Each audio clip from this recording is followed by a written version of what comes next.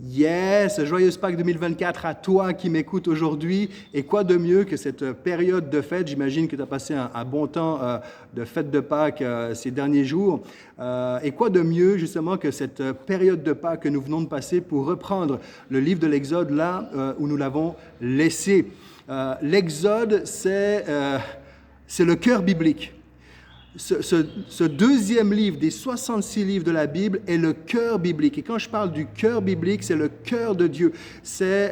On retrouve le message que Dieu souhaitait plus que tout au monde, que nous retenions, que nous recevions, que nous acceptions. Il est dans l'Exode. Tout est dans l'Exode. C'est le cœur de Dieu. De la même façon que Dieu, à travers Moïse, va ouvrir un chemin dans la mer, de la même façon, Dieu, à travers l'Exode, va tracer un chemin tout au long des pages bibliques.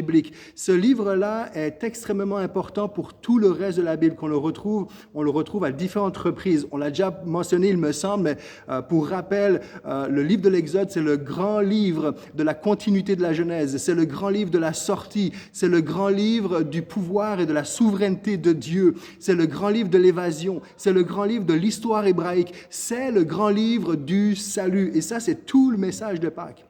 Savais-tu que ce qui fait la particularité chrétienne est beaucoup plus en lien avec la fête de Pâques que celle de Noël? Parce qu'avec Noël, Jésus est né, mais ça s'arrête là. Alors qu'avec Pâques, Jésus est non seulement né, il est non seulement venu sur la terre, mais il est mort sur la croix pour nos péchés et ressuscité d'entre les morts pour notre salut. Et c'est ça qui, doctrinalement, théologiquement, fait l'identité du chrétien. Ça, beaucoup d'autres choses vont se greffer à cela, mais le cœur du chrétien, c'est un homme, une femme qui croit que Jésus est venu représenter Dieu sur la terre et qu'il est mort pour nous et ressuscité d'entre les morts. Et ça, c'est le message de Pâques. Et c'est pour ça que je dis que l'Exode, c'est le cœur de la Bible. Même s'il est seulement le deuxième livre biblique, il trace un chemin tout au long. À travers les prophètes, chez les prophètes, le souvenir de la délivrance des Égyptiens va leur permettre d'évoquer une délivrance plus grande encore. J'ai plusieurs références que je ne mentionnerai pas tout ici, je peux vous en mentionner juste un petit peu. Ésaïe 35, versets 5 à 10, vous le lirez au complet chez vous, mais on voit dès le début, alors les yeux des aveugles seront ouverts et les oreilles des sourds seront débouchés, alors le boiteux sautera comme un cerf et la langue du muet lancera des cris joyeux. Oui, de l'eau jaillira dans le désert et des ruisseaux dans la plaine aride. Et il continue, là je saute plusieurs versets, au verset 10, ceux que l'Éternel aura libérés reviendront, ils arriveront à Sion avec des chants de triomphe et une joie éternelle couronnera leur tête. La gaieté et la joie, la douleur et les gémissements s'enfuiront.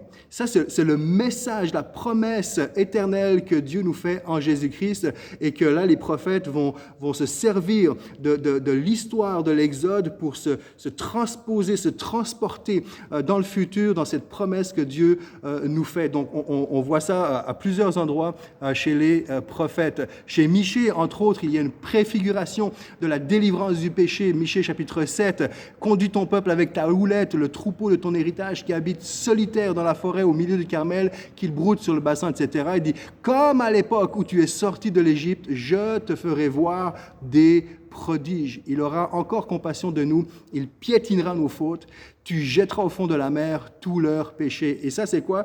Une évocation de l'Exode pour faire référence à ce que Christ va accomplir parfaitement.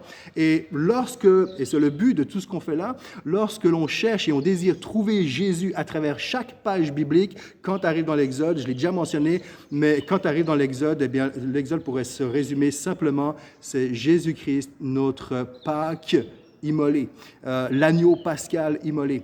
Dans le Nouveau Testament, Christ est l'agneau immolé le jour de la fête de la Pâque. Plusieurs références là encore. Matthieu 26 va dire, donc c'est Jésus qui parle, car ceci est mon sang, le sang de la nouvelle alliance, fait référence à ce qui s'est passé encore une fois dans l'Exode. Avec Jean, dans l'évangile de Jean, voici l'agneau de Dieu qui enlève le péché du monde. Encore, on retrouve cet agneau pascal que l'on retrouve parfaitement en détail décrit dans le livre de l'Exode. 1 Corinthiens, purifiez-vous donc, etc. Il dit, en effet, Christ, notre agneau pascal, encore une référence à l'Exode, jusque dans l'Apocalypse, qui va dire, puis je vis au milieu du trône et des 4 êtres vivants et au milieu des anciens un agneau debout comme offert en sacrifice, etc., etc.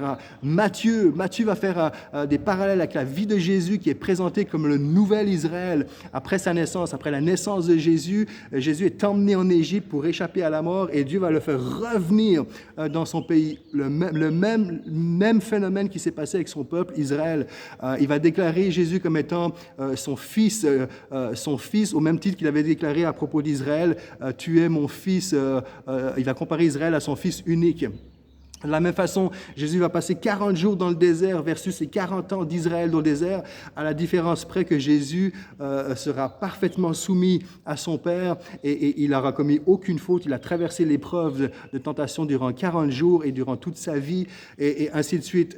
On voit ensuite que Jésus va se mettre sur une montagne pour dispenser la loi du royaume. Ça, c'est les béatitudes que l'on retrouve dans Matthieu chapitre 5. Donc, il va monter sur une montagne pour dispenser les lois de son royaume, tout comme Moïse avait promulgué la loi de Dieu sur le mont Sinaï. Donc vraiment, il y a continuellement un lien entre les pages bibliques, à travers les prophètes, Nouveau Testament, jusque dans l'Apocalypse, un lien qui fait référence à l'Exode. Donc, je vous ai dit, Matthieu chapitre 5, c'est toutes les béatitudes, les heureux, les pauvres en esprit, heureux, les affligés, etc. Matthieu chapitre 5, les 12 premiers versets. Chez l'apôtre Jean, chez l'apôtre Paul, on voit que la manne du ciel et l'eau qui jaillit du rocher devient l'image de l'œuvre de Jésus pour nos vies. La signification du tabernacle, le temple qui va être construit, va se réaliser pleinement en Jésus-Christ. Donc, tabernacle, encore une référence à l'Exode. L'apôtre Paul va dire que le baptême correspond à la traversée de la mer dans les roseaux, etc., etc. Donc, le livre de l'Exode, c'est le cœur biblique. C'est le cœur biblique. C'est le livre qui résume, en fait, je ne sais pas comment le dire autrement, c'est le livre qui résume le message de Dieu pour nous en Jésus-Christ.